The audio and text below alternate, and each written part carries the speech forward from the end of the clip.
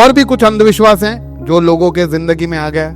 रात को झाड़ू नहीं लगाओ पैसा चला जाएगा, कुंडलियां मिलाओ तो जिंदगी सुखी, कांच टूटा तो अशुभ, नजर लग जाएगी, बिल्लियों का रास्ता काटना, ऊपर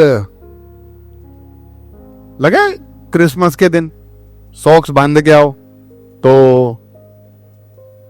सांता क्लॉज आके तोहफे रख के जाएगा। मेरे यहां तो कभी कोई रख के नहीं है गया है, समझ नहीं आता है। इन सब के पीछे भी लॉजिक है, इसलिए अगर हम इनको बहुत मानते हैं तो हमें समझना चाहिए कि ये सब क्यों हो रहा है, किस लिए ये सब किया जाता है। बहुत सारे दुकानों पे आप देखोगे नींबू मिर्ची लटका हुआ है, आपने देखा है? उसके पीछे का कारण क्या है? नींबू मिर्ची की वजह से क्या नजर नहीं लगे, ठीक है। अब लोगों का ये नींबू मिर्ची के पीछे का कारण क्या है? नींबू जो होता है वो खट्टा होता है, ठीक है। तो वो नींबू के अंदर से जैसे अभी ऐसे धागा अंदर तो ऐसे जाएगा नहीं, सुई से जाएगा ना, तो वो सुई जैसे जाता है तो खट्टास आ जाती है।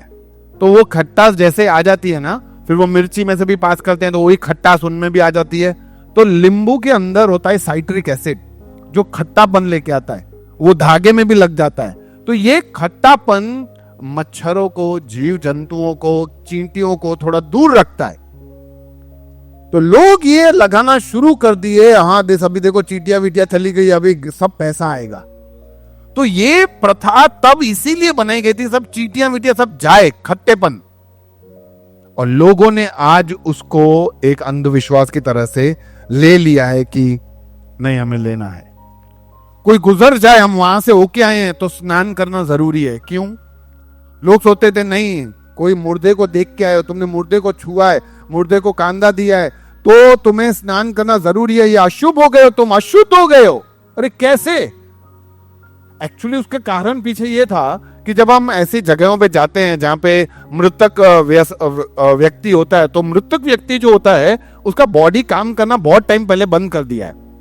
तो उसके अंदर बहुत सारे जीव जंतु, जीवाणु बहुत सारे लगे रहते, क्योंकि बॉडी काम नहीं कर रहा है ना। तो उनसे बहुत सारा ये कारण हो सकता है कि इन्फेक्शन हमें लग जाए। हम उनको छूते हैं, कांदा देते हैं, वहां खड़े रहते हैं, जलाते हैं, तो उन सब में ये हो सकता है कि हमें भी वो रोग न लग जाए। इसीलिए कहा जाता है कि घर आके नहा लेना, ये इन्फेक्शन से बचने के लिए। लेकिन इस नहाने की प्रथा को लोगों ने अंधविश्वास बना के इस्तेमाल करना शुरू कर दिया।